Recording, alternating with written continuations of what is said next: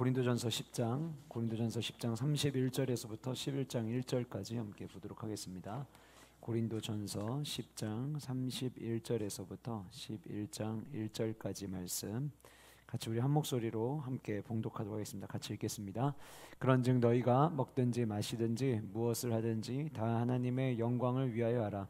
유대인에게나 헬라인에게나 하나님의 교회에나 거치는 자가 되지 말고 나와 같이 모든 일에 모든 사람을 기쁘게 하여 자신의 유익을 구하지 아니하고 많은 사람의 유익을 구하여 그들로 구원을 받게 하라. 내가 그리스도를 본받는 자가 된 것 같이 너희는 나를 본받는 자가 되라. 아멘. 오늘 오후 예배 말씀의 제목은 성도의 사명 선언입니다. 성도의 사명 선언.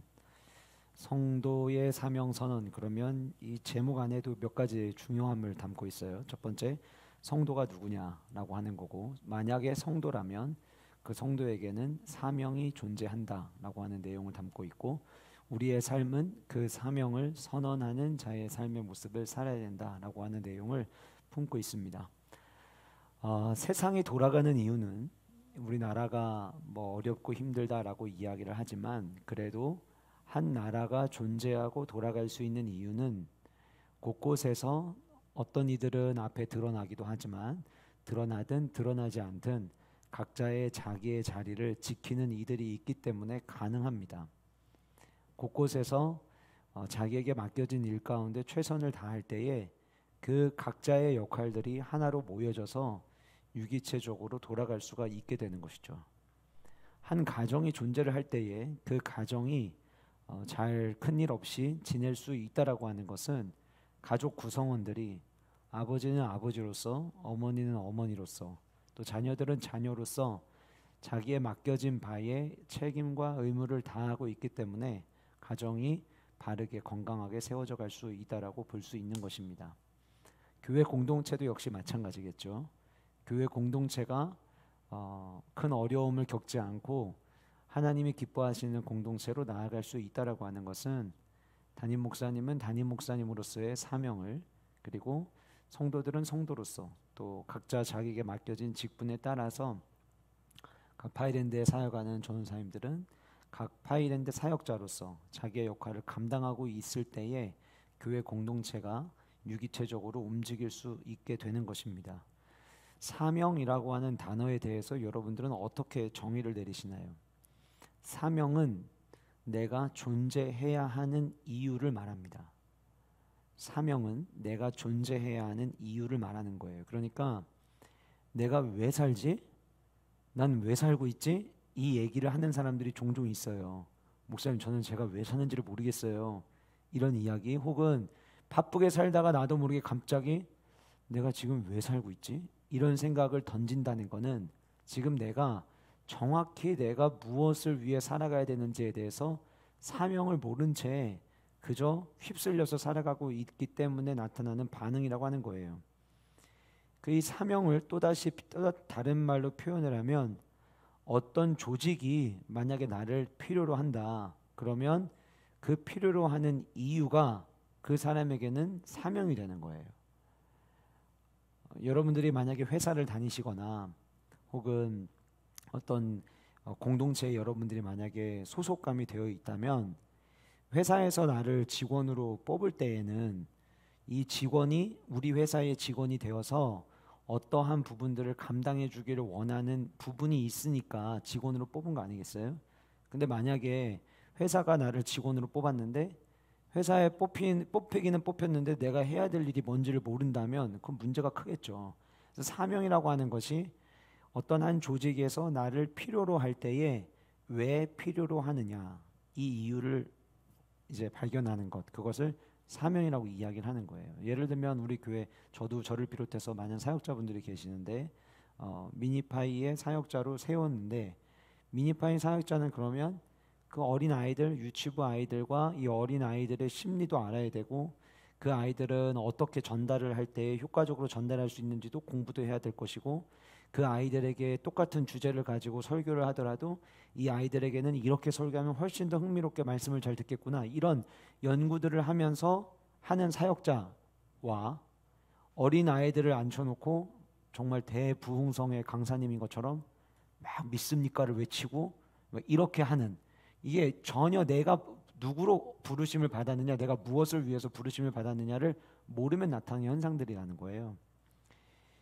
또 다르게 표현을 하면 사명이라고 하는 말은 내가 어떤 조직의 구성원이 됨으로 말미암아 그 조직에 헌신해야 될 이유가 사명이에요. 나는 어떻게 헌신할 거냐, 나는 공동체를 세우기 위해서 나는 어떻게 헌신할 거냐. 예를 들면 교회 안에는 여러분들의 목자분들이 계시고 각 파일랜드마다 교사들이 있잖아요. 그런데 내가 어떻게 나는 이 공동체에 나는 헌신할 거냐, 나는 무엇으로 헌신할 거냐, 이 얘기 바꿔서 이야기하면요, 내게 직분이 있어도, 되게 중요한 부분인데 가정에서 예배 드시는 분들 잘 들어보세요. 식사하시고 나서 약간 졸리실 때는 잘 들으셔야 돼요. 내가 지금 어떤 직분을 갖고 있느냐가 중요한 게 아니에요. 내가 지금 어떤 타이틀을 갖고 있느냐가 중요한 게 아니에요. 내가 예를 들어서 교회를 이야기하면 교회 안에서 하나님이 나를 장로로 부르셨고 교회 안에서 나를 권사로 부르셨고 교회 안에서 나를 목자로 부르시고 이렇게 부르셨잖아요. 그러면 나는 교회 공동체에 어떻게 헌신할 것인가를 찾는 것이 사명자의 삶이라는 거예요. 직분은 가지고 있는데 내가 어떻게 헌신해야 될 건가에 대한 질문을 하지 않고 그 질문이 이미 멈춰졌다면 직분은 가지고 있을지는 모르겠지만 사명자라고 말하기는 어려울 거예요. 그러니까 내가 어떻게 헌신할 거냐. 그러면은 예를 들어서 교회 공동체가 건강하게 세워지기 위해서 온라인 예배가 드려지고 있는 이때에 내가 온라인 예배가 드려지는 이때에 목자로서 나는 어떻게 헌신할 것이냐. 여러분 가장 행복하게 사역하는 사람들이 누구냐면요, 능동적으로 사역하는 거예요. 이거 하세요 해서 하면은 재미가 없어요. 그런데 본인들이 스스로가 이거 내가 어떻게 헌신을 하면 이 온라인 예배를 드리고 있는 이때에 우리 목원들이 활기를 찰 수 있을까? 어떻게 하면 우리 교구원들을 격려할 수 있을까? 어떻게 하면 나에게 맡겨진 우리 파이랜드 아이들을 어떻게 하면 좀 더 활발한 움직임을 가질 수 있도록 만들어주고 도와줄 수 있을까? 이렇게 내가 조직에 어떻게 헌신할 것인가에 대한 던지는 끊임없는 그 질문들이 나를 스스로 사명자로 만들어가게 할 수 있다는 것을 우리는 기억해야 합니다. 여러분 자기개발이라는 말 많이 들어보셨죠? 누가 자기개발을 할 수 있을까요? 자기개발은 아무나 하는 게 아닙니다. 자기개발은 사명을 가지고 있는 사람만이 자기개발을 할 수 있어요. 사명이 없는 사람은 개발의 필요성을 알지도 못할 뿐더러 내가 무엇을 위해서 존재하는지를 모르기 때문에 어떤 영역에 어떻게 개발해야 될지를 몰라요. 근데 예를 들어서 제가 이제 읽는 책들이 종류들이 다양하게 있어요.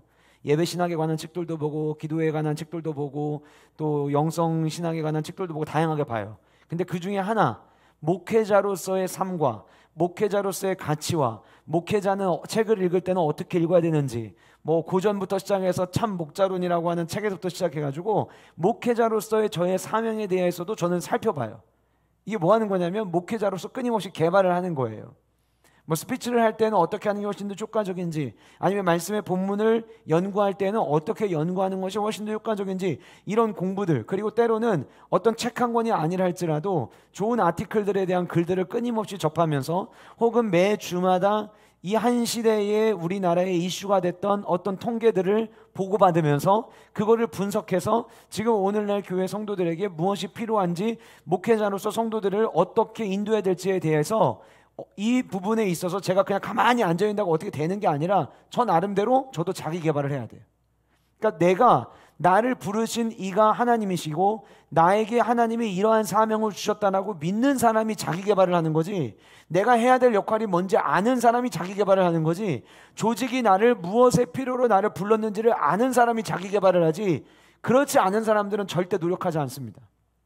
절대로. 그래서 우리가 생각을 해봐야 돼요. 오늘 말씀의 제목이 성도의 사명이라면 나는 성도로서의 소속감과 나는 성도로서의 조직의 일부의 구성원이라고 하는 것을 나는 인정하고 있느냐. 더더욱 이 성경은 모든 성도가 주님 안에 한 몸을 이룬 공동체이고 지체이고 우리 모두가 한 몸이라는 것에 대해서 끊임없이 이야기를 하거든요. 그러면 우리 모두가 하나님이 나를 성도로 부르셨다는 이 사실에 대해서 성도로서 나를 스스로 개발하고, 이 개발에는 영적인 개발이 있을 수도 있고 하나님을 더 알아가기 위한 성경적인 연구가 될 수도 있고 혹은 교회 학교 안에 교사이지만 그래도 내가 맡고 있는 아이들의 연령대가 이렇게 되니까 내가 이 아이들을 이해하기 위해서 어떻게 해야 되는지 그 아이들에 관련된 책들을 본다든가 아니면은 어떤 리서치된 자료들을 본다든가 이렇게 해서 끊임없이 우리가 연구할 때에 공동체가 더 건강하게 바람직하게 세워져 갈 수 있다라고 하는 것을 우리가 알고 있어야 된다는 거예요. 근데 여러분, 오늘 말씀의 제목처럼 사명선언 혹은 사명선언문이라고 하는 이런 이야기를 여러분들이 많이 들어보셨을 거예요.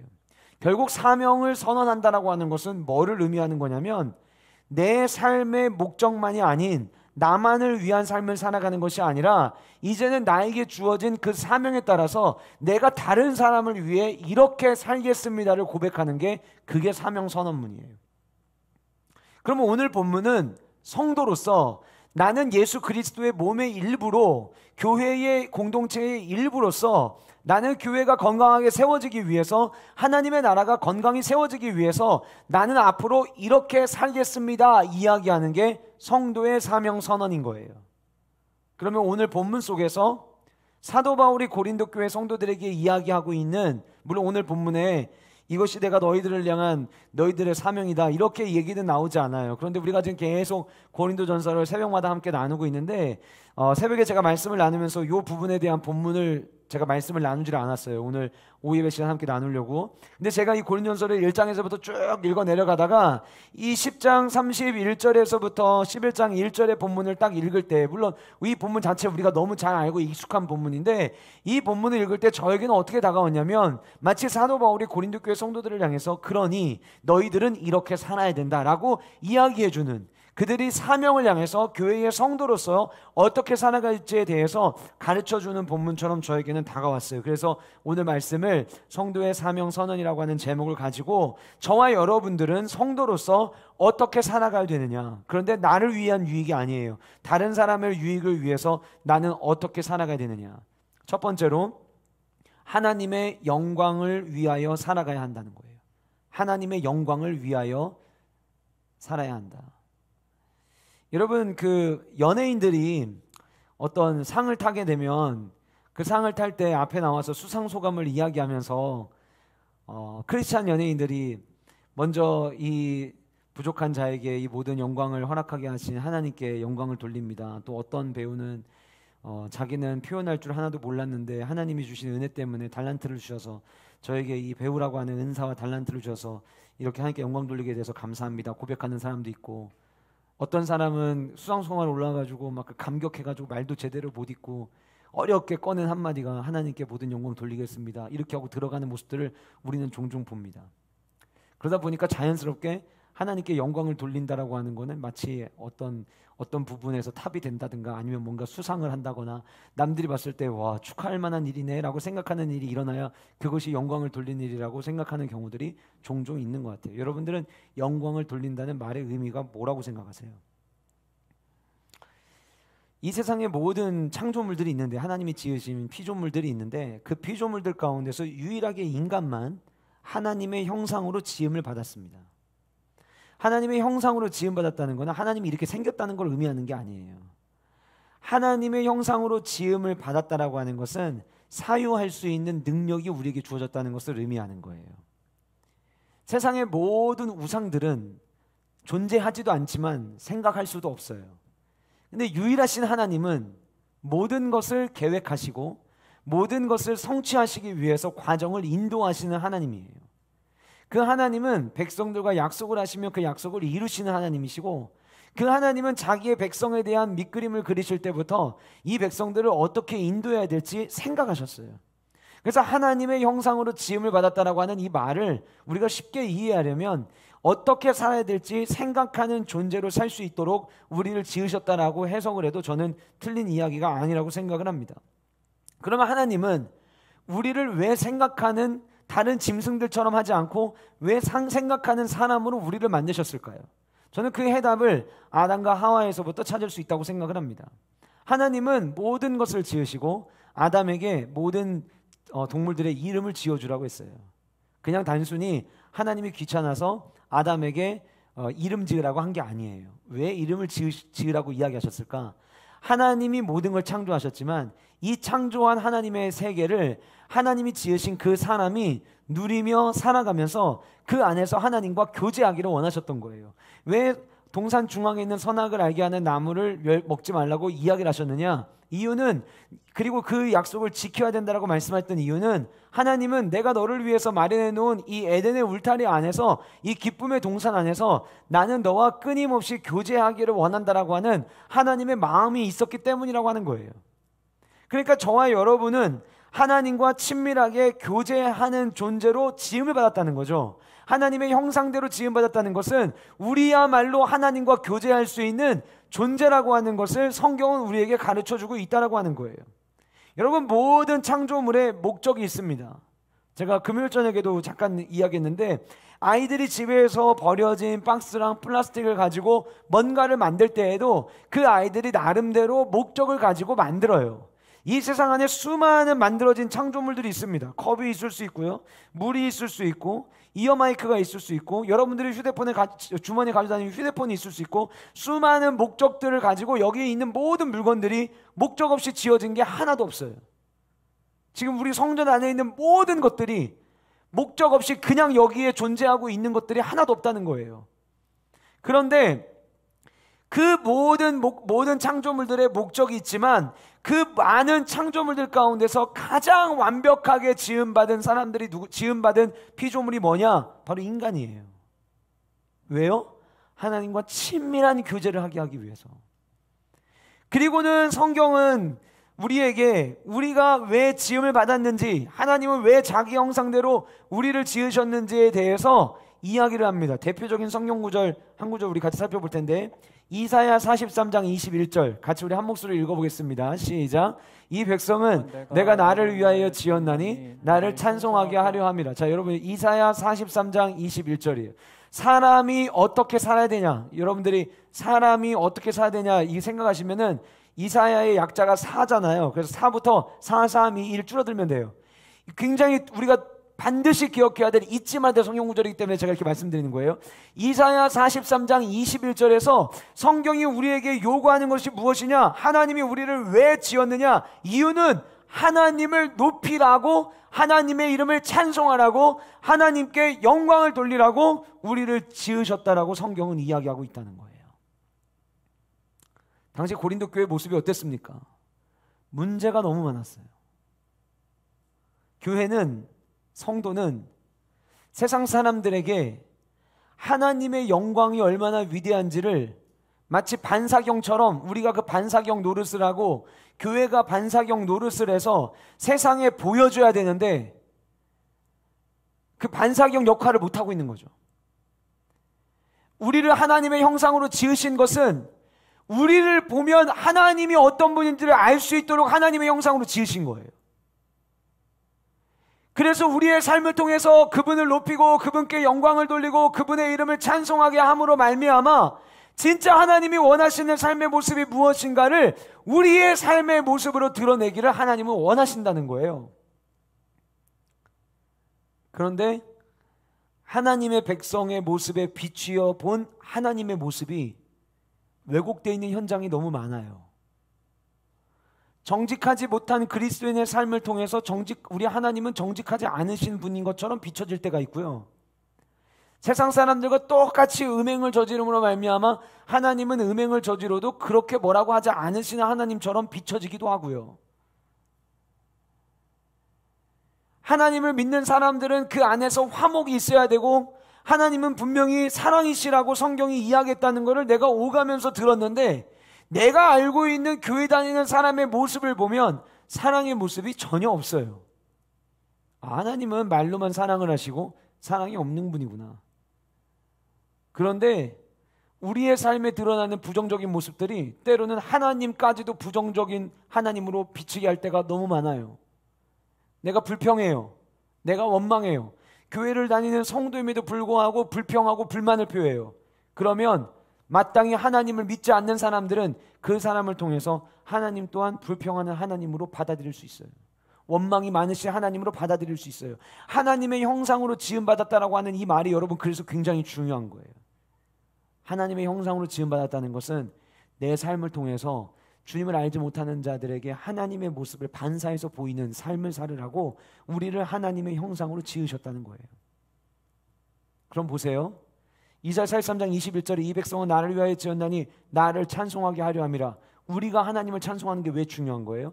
우리가 하나님을 찬송하는 삶을 살 때 주님을 알지 못하는 자들이 하나님은 영광을 받으시는 분이구나, 하나님은 우리가 이 인생의 삶을 통해서 높여드려야 되는 분이구나 라고 하는 거를 우리의 삶을 통해 배우는 거예요.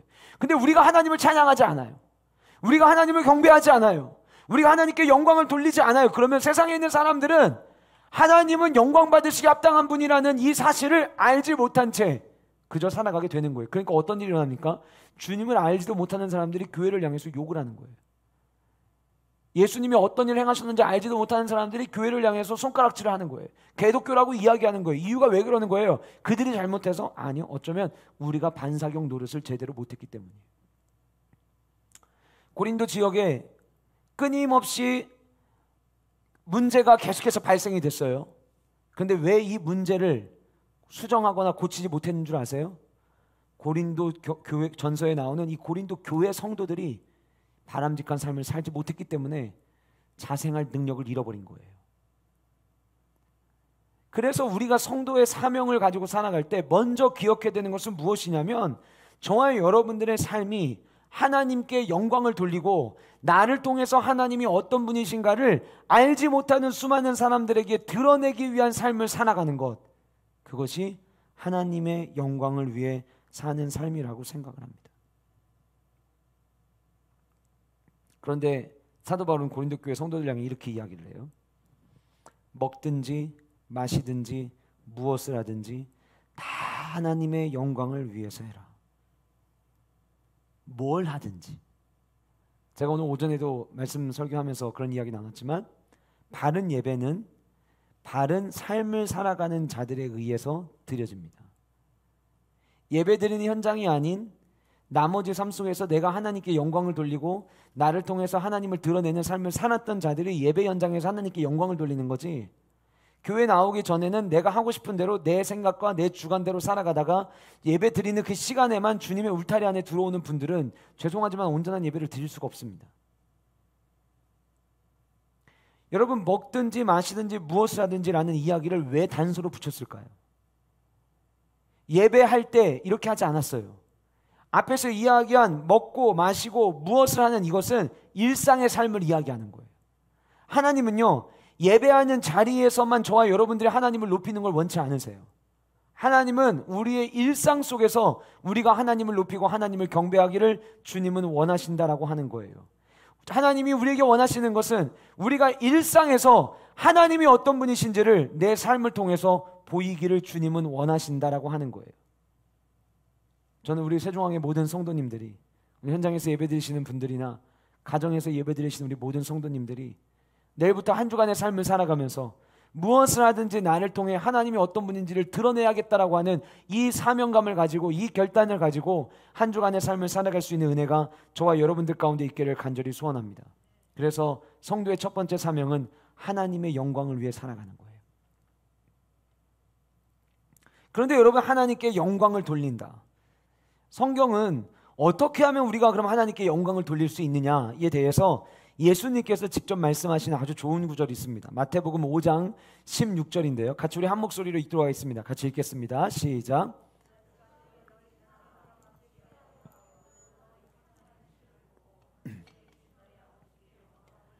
우리가 하나님께 영광 돌릴 수 있는 방법은 뭐냐면 착한 행실이에요. 하나님이 어떤 분이신지, 자 16절 말씀 그대로 다시 보여줘 보세요. 16절 말씀 보시면, 너희의 빛이 사람 앞에 비치게 하여. 이 너희의 빛이라고 하는 게 내가 갖고 있는 빛을 얘기하는 게 아니에요. 내가 이렇게 내 안에 막 빛을 품고 살아서 이 빛을 비치는 게 아니에요. 너희는 하나님의 백성들인데 하나님 백성에게 비치는 주님의 그 영광의 빛이 사람 앞에 비치게 해야 되는데, 이게 아까 제가 말씀드렸던 영광 돌리는 방법이잖아요. 나를 통해서 하나님이 누구신지 드러내는 거. 근데 어떤 방법으로 드러내느냐? 착한 행실로. 착한 행실로. 제가 어제 우리 하이파이 친구들이랑 말씀 나누면서 고린도전서 11장에 있는 말씀, 성찬식에 대한 말씀 나눌 때에 사람이 11장 28절 29절에 나와 있는 말씀을 제가 어제 이야기했거든요. 사람이 자기를 살피고 그 후에 이 떡을 먹고 이 잔을 마실지니 29절에 이런 말씀이 있어요. 주의 몸을 분별하지 못하고 먹고 마시는 자는 자기의 죄를 먹고 마시는 것이라. 여기서 주의 몸을 분별하지 못하고, 이 분별하지 못한다는 이 말의 의미가 어떤 의미냐면 윤리적 삶을 살지 아니하고 도덕적 삶을 살지 아니하고의 의미를 갖고 있어요.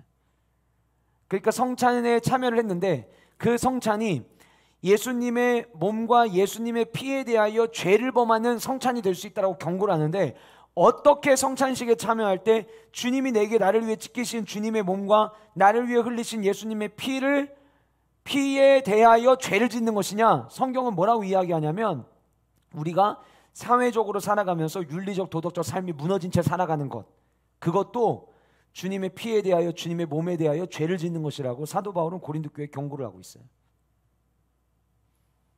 성도는 착하게 살아야 합니다. 성도는 착하게 살아야 돼요. 바른 생각, 바른 행동, 바른 태도를 가지고 우리는 살아가야 돼요. 언어 잘 사용해야죠. 요즘은 언어를 뒤에다가 폭력이라는 단어를 붙여 사용할 때가 많아요. 나는 그냥 한 이야기가 상대방에게 그것이 폭력처럼 느껴질 때가 있다라고 하는 거예요. 그래서 성도들은 말도 최대한 부드럽게 하기 위해서 노력을 해야 돼요. 내 사업의 특징상 내가 거칠게 하지 않으면 안 돼 라고 만약에 생각되시는 분들이 계시다면, 산상수훈에서 주님께서 말씀하신 온유한 자에게 복이 있다라고 말씀하신 주님의 그 말씀을 내가 스스로 부인하는 거예요. 주님은 성경의 모든 이야기를 통해서 우리가 말씀대로 살아가면 하나님은 말씀에 있는 대로 갚아주시겠다는 약속을 변함없이 하고 계십니다. 이 놀라운 은혜를 경험하는 저와 여러분이 될 수 있기를 소원합니다. 내일부터 한 주간이 시작됩니다. 오늘 아까 함께 나눴던 것처럼 정의를 베풀기 위해 살아가고, 그리고 조건 없는 은혜와 조건 없는 사랑을, 내가 사랑을 베풀기 위해 나를 스스로 헌신시키는 이러한 삶을 살아감으로 말미암아 지난주 주일날 우리 함께 살펴봤던 관용을 베풀고 주변에 있는 사람들에게 사랑을 베품으로 말미암아 많은 사람들에게 하나님의 백성의 삶은 착하구나라고 하는 것을 인식시켜주는 저와 여러분이 될 수 있기를 소원합니다. 한국교회가 가장 부흥이 활발하게 이루어지던 80년, 90년대까지만 하더라도 그때 당시 교회는, 제가 얼마 전에 설교하면서 교회를 떠올리는 이미지로 몇 가지 단어들을 이야기했잖아요. 그때와는 완전히 상반되게 80년대와 90년대 초까지만 하더라도 교회 그러면 정직이라는 단어를 사람들이 먼저 떠올랐어요. 그래서 배우작감 1, 2, 3위 안에 늘 목회자가 들어갔어요. 그런데 지금 어느덧 성도들의 삶을 통해서 교회가 세상에 비춰지는 모습이 착하지가 않은 거예요.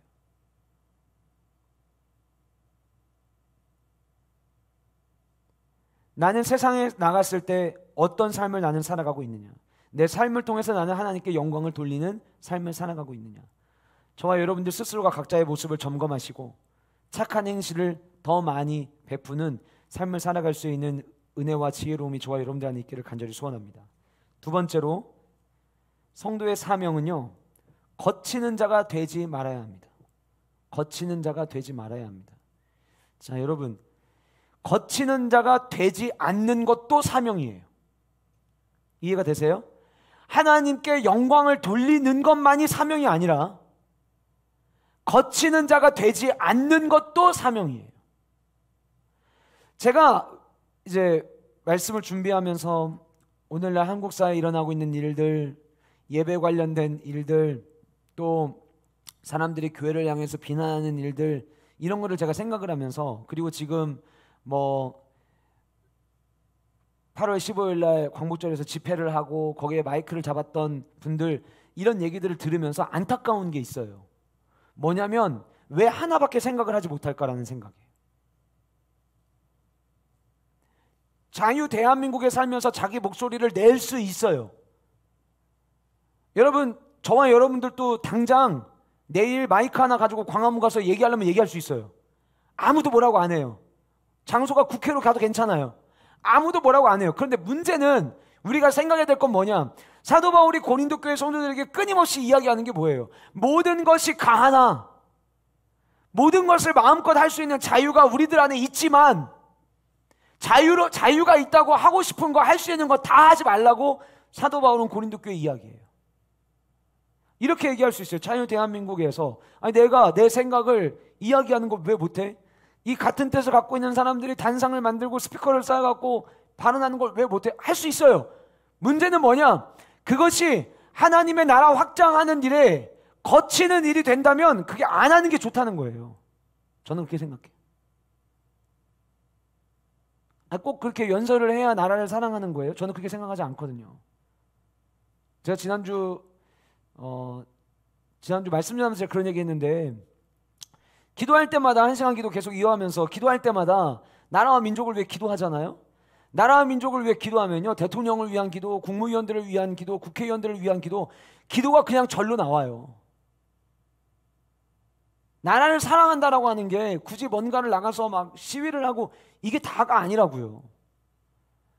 성경은 우리에게 뭐라고 이야기를 하냐면, 우리가 거치는 자가 되면 안 된다라고 이야기를 하면서 32절에 누구에게 거치는 자가 되지 말아야 되는지를 차례대로 이야기를 합니다. 첫 번째는 유대인에게, 두 번째는 헬라인에게, 세 번째는 하나님의 교회에게. 이거면 하나님의 교회라고 하는 말은 성도들을 의미하는 거예요. 믿는 성도들. 그럼 보세요. 오늘 지금 무엇이 성도의 사명이 되어야 되느냐? 나 때문에 다른 사람이 실족하게 되는 일이 일어나면 안 된다는 거예요. 이미 고린도전서 우상에게 바치는 제물 문제를 가질 때에 사도 바울이 언급을 했죠.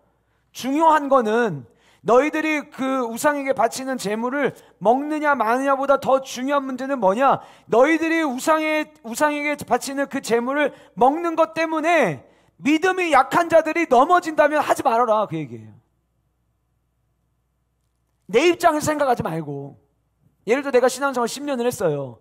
근데 10년 정도 생활한 사람들은 이 정도 생각을 다 하겠지. 내 입장에 생각하지 말고, 교회를 처음 나온 사람이 나의 모습을 봤을 때 이거 시험 들겠는데 라는 행동이면 하지 말라는 거예요.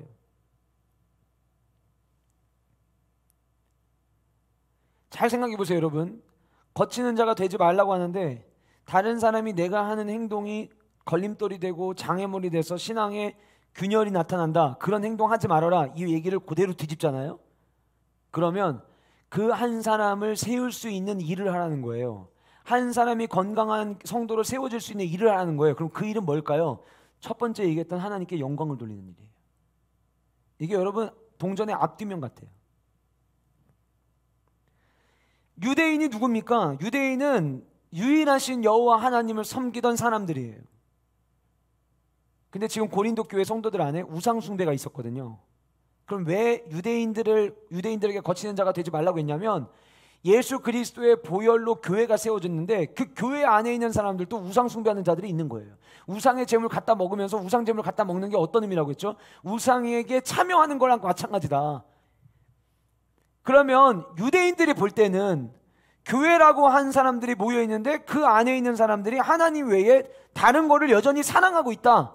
그러면 유대인들 중에서도 개종의 문제를 가지고 고민을 갖고 심각하게 내가 어떻게 해야 될지 고민하고 있는 사람들에게 나도 예수 그리스도를 믿어야겠다 라고 생각을 누군가는 하고 있을 텐데, 교회 안에 있는 성도들 중에서 우상 숭배를 하고 있으면 유대인들이 다른 거는 모르겠지만 우상 숭배는 무조건 안 돼, 이게 굉장히 강하거든요.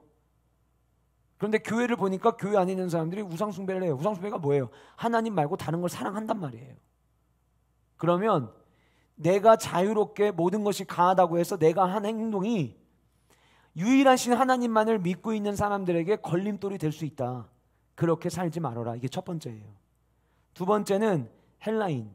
본문에서는요, 신약 성경에서 헬라인은 어떤 뉘앙스를 쓰이냐면 이방인들을 가리킵니다. 주님을 알지 못하는 사람들. 세상에 주님을 알지 못하는 사람들이 얼마나 많아요. 얼마나 많아요. 여러분, 아무것도 모르는 사람이, 뭐 어떤 정치적 성향도 없고 아무것도 모르는 사람이 우연히 교회를 다닌다고 하는 사람들이 말도 안 되는 행동을 하고 있고 말도 안 되는 시위를 하고 있다고 만약에 가정을 해봅시다. 그러면 그것이 전도의 문을 여는 효과가 될까요? 전도의 문을 닫는 효과가 될까요? 저는 후자라고 생각을 해요. 그래서 교회는 끊임없이 누구를 생각해야 되냐면 우리를 생각하면 안 돼요. 우리. 오전에도 말씀드렸지만 저는 현장 예배를 반대하는 사람이 아니에요. 만약에 오전 예배를 졸다가 주무시다가 막 이렇게 보신 분들 막 혹시라도 그렇게 오해하실까봐, 저는 현장 예배를 반대하는 사람이 아니에요. 저도 빨리 현장 예배 드리기를 원해요.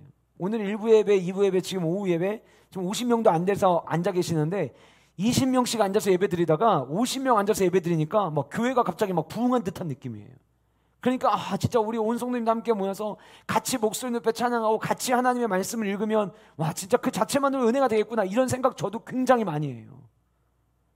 문제는 뭐냐면 지금 한국 교회가 우리들을 생각했을 때는 현장 예배를 막 주장을 하는데, 그게 믿지 않는 사람들이 봤을 때, 이방 사람들이 봤을 때 우리들만의, 남들이 어떻든 상관하지 않고 우리의 욕구만 채우면 그만이다라는 것처럼 비춰져서, 만약에 세상 사람들로 하여금 교회 다니는 사람들은 자기들밖에 모르는 사람들이야, 그 안에만 들어가야 샬롬을 느끼나 봐, 이렇게 생각하는 공동체가 돼버린다면 그건 하나님이 기뻐하지 않으신다는 거예요.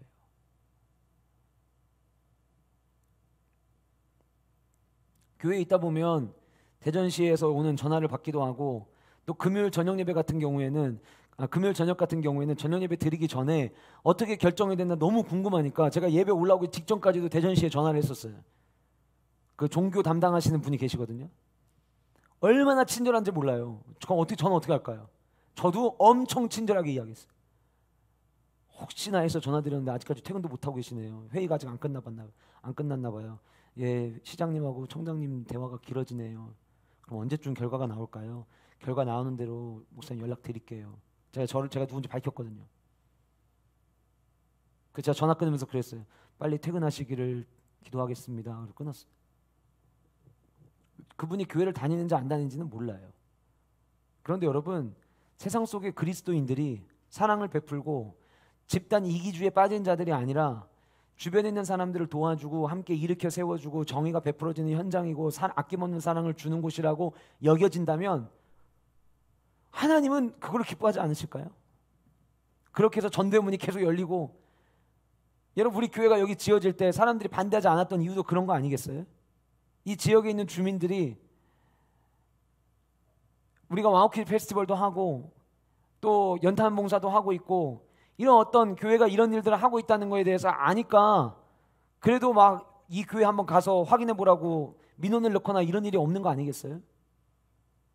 우리가 어떻게 살아가느냐, 그리고 그 삶을 통해서 믿음의 약한 자들을 거치지 않는 그 자체만으로도 그것이 성도의 사명이 돼야 된다는 거예요. 자, 이 얘기를 왜 했을까요? 그러면 성도들 중에는, 고린도 교회 성도들 중에는 이방인들이 야, 너네들처럼 예수님 믿을 거면 교회 안 다니고 말어 라고 생각을 할 만한 행동을 한 사람들이 교회 안에 너무 많았던 거예요.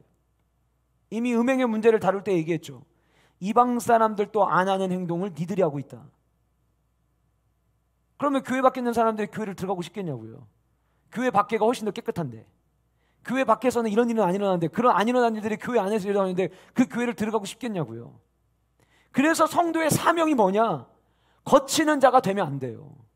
거치는 자가. 여러분, 이거는요, 여러분들 개개인에게도 굉장히 중요한 의미인데, 내가 만약에 어떤 누군가하고 편하다고 한 얘기가 있어요. 근데 그 사람은 교회 나온 지 얼마 안 돼요. 근데 내가 한 이야기가 그 사람의 신앙을 실족하게 한다면 하나님 기뻐하지 않으십니다. 내가 조금 뭔가 많이 알고 있다고 해서 나는 그냥 이야기를 한 거예요. 이 사람에게 우리 교회 안에 이런 일도 있어라고 정보 제공을 한 거예요. 근데 그 사람이 그 이야기를 듣고 교회와 세상이 별반 차이가 없구나, 이런 생각을 만약 갖게 된다면 우리는 하나님 앞에 범죄하게 되는 거예요. 그래서 성도가 사명처럼 여겨야 되는 게 뭐냐? 하나님, 나 때문에 누군가가 실족하지 않게 하여 주옵소서. 하나님, 나 때문에 누군가가 교회를 향하여 손가락질하지 않게 하여 주시옵소서. 그래서 마지막에 나오잖아요. 세 번째가 누구예요? 교회의 성도들이에요. 교회의 성도들, 교회 안에 있는 형제들. 성찬식 얘기할 때도 뒤에 나오지만, 성찬식을 하는데 성찬식은 주님 안에서 우리가 한 몸이고 한 몸으로서 살을 떼고 잔을 나누고 이 행위를 하는 건데, 그 안에서 배부른 사람들이 먼저 가지고 온 자기 떡을 자기가 먹고, 순서 상관없이 자기가 가지고 온 포도주를 자기가 마시고, 그 모습을 본 공동체 안에 있는 사람들은 교회도 부자가 더 배부르는구나. 아, 교회도 더 잘난 사람들이 인정받는구나 라고 하는 생각을 당시 고린도 교회 성도들이 했어요. 그래서 이야기하는 거예요. 교회의 형제들에게도 너희들이 거치는 장애물과 같은 역할을 하면 안 된다. 그러니 여러분, 얼마나 우리가 조심해야 될까요? 행동 하나하나, 말하는 하나하나, 어떨 때는 내가 감정이 지금 상한 상태라 할지라도 포장하자는 게 아니라 서로의 평안을 위해서 이야기해야 될 때도 있을 거예요. 이유는 딱 하나예요. 나를 위해서가 아니에요. 다른 사람에게 걸림돌이 되지 않게 하기 위해서. 오늘 오전에 바른 예배를 이야기했어요. 우리가 바른 예배를 드리고 하나님과의 관계가 바로 세워진 것이 이웃을 향해서 바르게 흘러나가면 교회가 예배 드린다고 해서 반대할 사람 아무도 없을 겁니다. 물론 그런 얘기도 있죠. 교회가 너무 선한 일을 하는 것을 드러내지 않아서 세상이 모른다. 여러분, 이번에 동해안 지역에 태풍 피해 왔을 때 서울의 교회들 중에서 순복음교회를 비롯해서 구호 성금을 보낸 교회들이 있어요. 거의 뉴스에 안 나옵니다. 어떻게 복구를 도왔는지 뉴스 본 적 없어요. 어디서 봤냐? 기독교 뉴스, 기독교에서 만들어내는 신문사에서만 봤지 국민일보 말고요. 그냥 완전 기독교, 교계신문. 그 교계신문 통해서 저도 봤지 일반 사회적 신문에서는 절대 드러나지 않아요. 지금은 온통 교회 욕만 하려고 하지 교회가 어떤 선한 사역을 하고 있는지 몰라요. 그런데 보세요. 만약에 그 교회가 수억을 들여서 그 지역을 복구하는 일에 도움을 줬어요. 그 지역에 있는 사람들은 교회에 대한 생각을 바꾸겠죠. 우리가 어려워서 심지어 국가도 돌보지 못하고 있는 이때에 한 교회가 우리를 돌봐주고 우리를 살펴줬다. 그러면 그 안에서 장애물이 아니라 오히려 하나님께로 나아가는 길을 열어주게 되는 거예요. 저와 여러분들의 모두의 삶이 이런 삶이 될 수 있기를 간절히 소원합니다. 그래서 하나님께 영광 돌리는 것만을 사명으로 여기는 것이 아니라 거치는 자가 되지 않게 하는, 주여 내가 거치는 자가 되지 않게 하여 주옵소서라고 하는 이 기도조차도 저와 여러분들에게는 매우 중요한 사명이 되어야 된다고 하는 거예요. 어려움 가운데 있는 사람들에게 따스하게 내가 먼저 연락 한 번 더 하고, 저도 어제 그저께 문득 이제 울릉도 뉴스를 보다가 울릉도가 비 피해를, 태풍 피해를 엄청 심하게 봤대요. 근데 지난주에 이제 뉴스에서 왜 이런 거를 언론에서 보도를 안 하느냐 막 한참 얘기해가지고 지난주부터 뉴스가 좀 나왔어요. 처음에 막 다 무너지고 터널 다 막히고 막 이런, 처음에 이때는 얘기가 안 나왔고, 그래서 이제 울릉도 독도에 있는 사람들이 도움을 요청하고 정부가 빨리 이걸 언론 보도를 해서 좀 도움을 줬으면 좋겠다 해서 알려지게 됐잖아요. 그래서 저도 이제 어제 우리 다녀왔던 형포 양문교회 목사님한테 연락을 했어요. 뉴스를 보니까 어려움이 많던데 괜찮은지, 교회 어려움 겪은 건 없는지, 혹시 우리가 도와야 될 게 있으면 이제 도와야겠다는 마음을 이제 주셔가지고 연락을 했어요. 그랬더니 다행히 감사하게도 교회가 비 피해를 본 게 하나도 없대요. 그리고 첫날만 교회까지 들어오는 이제 울릉도 시내에서 교회로 들어오는 길이 이제 첫날에는 차가 못 다녔었는데 그 다음 날부터 복구가 그래도 돼서 그쪽은 그래도 큰 문제 없이 다닐 수 있다라고 이야기를 하더라고요. 근데 목사님이 저랑 이야기하면서 마지막에 그런 이야기를 하시더라고요. 목사님, 그냥 넘어갈 수도 있는데 이렇게 관심 가져주신 자체가 너무 감사하다는 거예요. 여러분, 우리가 삶을 살아가면서 어떤 연약한 자를 함께 도와주고, 그리고 그 사람들을 위해서 기도해주고 함께 사랑을 나누는 그 자체가 걸림돌을 제거하고 오히려 하나님께 나아갈 수 있게 만들어주는 다리 역할이 된다면 저와 여러분 모두 마땅히 거치는 자가 되지 않는 것을 사명으로 여겨야 되는 거예요. 세 번째, 우리의 사명은 뭐냐면 구원의 길로 인도하는 게 우리의 사명이에요. 전도 축제를 하느냐 마느냐 이게 중요한 게 아니라 나는 지금도 날마다 나의 삶을 통해서 누군가를 구원의 길로 인도하고 있느냐. 여러분, 고린도전서 9장 19절부터 22절까지의 말씀 준비됐죠? 네, 같이 우리 함께 읽어보도록 하겠습니다. 같이 읽겠습니다. 시작. 종이 된 것 더 많은 사람을 얻고자 함이라. 유대인들에게 내가 유대인과 같이 된 것은 유대인들을 얻고자 함이라. 있는 자들에게 내가 율법 아래 있지 아니하냐. 율법 아래 있는 자같이 된 것은 율법 아래 있는 자들을 얻고서 함이라.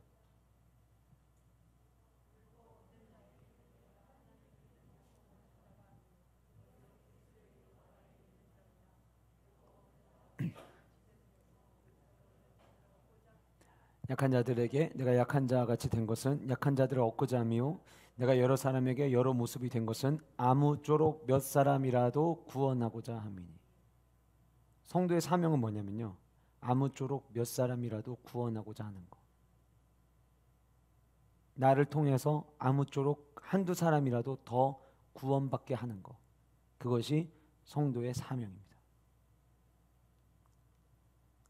사도 바울은 새벽에도 제가 말씀드렸지만 복음으로 말미암아 복음을 위하여 복음에 참여한 삶을 살았어요. 성도의 삶에 가장 바람직한 진짜 크리스찬은 누구냐? 진짜 크리스찬은 저 사람 보면 나도 교회 가고 싶다. 이게 진짜 크리스찬이에요. 난 저 사람 보고 나니까 교회 갈 마음이 하나도 없어졌어. 아무리 그 사람이 교회 와서 헌금을 많이 하고 아무리 주일 성수를 한 번도 빠지지 않고 일주일 내내 교회 와서 예배를 드리고 교회에서 수많은 봉사를 한다고 할지라도 바른 성도라고 이야기할 수 없습니다. 바른 성도는 그의 삶을 통해서 아무쪼록 몇 사람이라도 더 구원받게 되는 것을 목표로 살아가고, 그러다 보니 내 마음, 내 감정, 내 생각 다 풀어놓지 않고, 때로는 내가 그거 풀어놓지 않음으로 인해서 내 속이 아프더라도 때로는 감싸 안고 내가 스스로 끌어안고, 하나님, 이 일이 다른 누군가가 주님 앞에 나아갈 수 있는 통로가 되기만 한다면 주님, 제가 이거 감당하겠습니다. 그런 삶. 하나님은 그런 사람들을 원하세요. 대한민국은요, 갈수록 전도 대상자가 많아져 가고 있어요. 예전에는 교회를 다녔는데 코로나 사태를 보면서 난 이제 교회를 다니지 않겠습니다 한 사람들까지 포함해서 대한민국은 가면갈수록 전도의 대상자들이 많아지고 있어요. 우리 교회 안에 전도의 대상자가 너무 많아요. 각 가정의 성도님들의 자녀들, 부모님은 교회를 나오는데 아이들은 교회를 나오지 않는 가정들 다 전도 대상자예요. 진짜 예수님을 내가 만났어요. 예수님 만나니까 너무 좋아요. 예수님 만나니까 내 삶의 모든 것이 감사해요. 그러면 그 예수님을 전하는 게 맞는 거예요. 저는 우리 교회 성도님들에게는 이 말이 좀 없어졌으면 좋겠다. 이거 만약에 하나님이 지우개를 주셔갖고 지우개 찬스를 쓰게 하면 지우고 싶다라고 생각하는 게 있어요. 그게 뭐냐면 애들 신앙은 애들이 하는 거죠, 뭐 이거예요. 애들 신앙은 애들이 하는 겁니다. 물론 부모가 구원받는다고 해서 자녀가 구원받는 거 아니에요. 그런 차원에서는 그 말이 틀린 말은 아니에요. 그런데 내가 어떤 성도로 살아가고, 내가 어떻게 행동하고, 내가 어떻게 하나님을 경배하고, 내가 어떻게 하나님을 기쁘시게 하는지, 교회에서는 굉장히 좋은 사역자이지만 가정에서 만약에 그것이 뒤따라주지 않는다면, 그렇다면 하나님은 저와 여러분들의 삶을 기뻐하지 않으실 거예요. 주님은 한 영혼이라도 구원받기를 원하십니다. 누구를 통해서요? 저와 여러분을 통해서.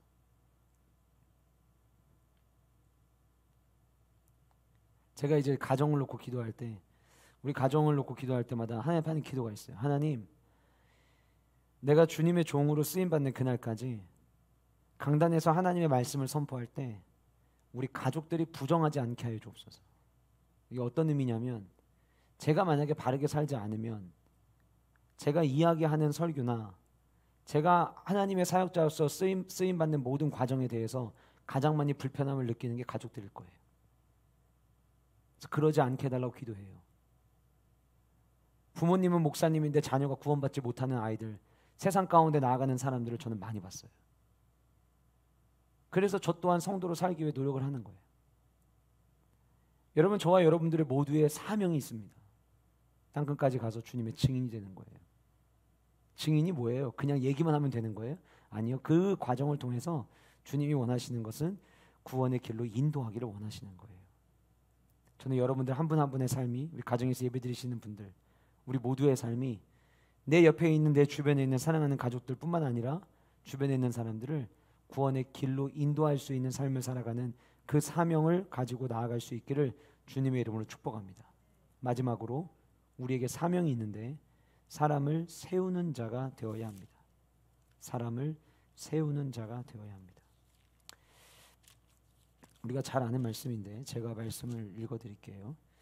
마태복음 28장 제일 마지막에 나와 있는 말씀입니다. 그러므로 너희는 가서 모든 민족을 제자로 삼아 아버지와 아들과 성령의 이름으로 세례를 베풀고, 자, 이 세례를 베풀고까지 여기가 조금 전에 말씀드렸던 구원의 길로 인도하는 사명이라고 이야기한다면, 그 다음 내가 너에게 분부한 모든 것을 가르쳐 지키게 하라. 이것이 마지막으로 함께 나누는 사람을 세우는 자예요. 우리가 해야 될 역할이 있어요. 내가 누군가에게 복음을 전했잖아요. 그래서 그 사람이 예수님을 믿게 되죠. 그럼 그 다음에 우리가 해야 될 일은 뭐냐면 사람을 세우는 일을 해야 돼요. 교회 안에서 내가 전도한 사람이 아니어도 괜찮아요. 내가 목자로 있으면서 혹은 내가 교사로 있으면서 공동체를 같이 만남이 있어요. 근데 거기 믿음이 연약한 자들 있죠. 그럼 우리가 해야 되는 사명이 뭐냐? 그들을 세우는 거예요. 근데 사도 바울은 오늘 본문 속에서 사람을 세우는 일이 어떻게 되느냐에 대한 해답을 이렇게 이야기합니다. 내가 그리스도를 본받는 자가 된 것 같이, 내가 그리스도를 본받는 자가 된 것 같이 너희는 나를 본받는 자가 되라. 제가 사역할 때 제 개인 스스로에게 나는 이런 사역자가 되어야 된다고 끊임없이 되새기는 본문이기도 합니다. 제가 바르지 않으면, 제가 말씀대로 살지 않으면, 제가 묵상 생활하지 않고 제가 기도 생활하지 않으면, 제가 성령대로 살아가려고 노력을 하지 않으면 공동체에서 함께 말씀을 나누는 모든 이들에게 그것은 아무런 도움이 되지 않을 거예요. 사도 바울이 지금 고린도 교회 성도들에게 이렇게 이야기합니다. 내가 그리스도를 본받는 자가 된 것 같이 너희는 나를 본받아라. 그러니까 자기를 본받으라고 하는 이유가 내가 많이 알고 있기 때문에, 내가 똑똑하고 있기 때문에가 아니에요. 내가 지금 뭘 하고 있기 때문이에요.